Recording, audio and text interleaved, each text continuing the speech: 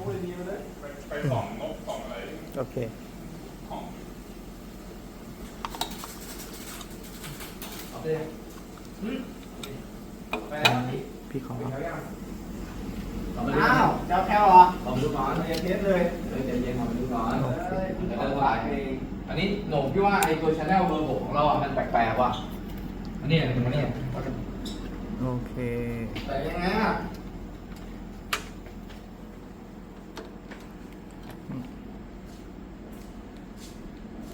แป๊บนึงนะขอเช็ค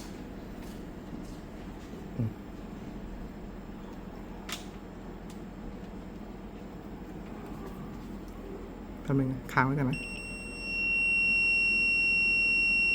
โอเคแป๊บนึงนะค้างไว้กันนะ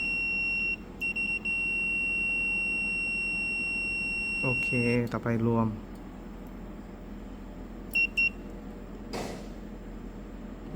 มันจะไม่มีเสียง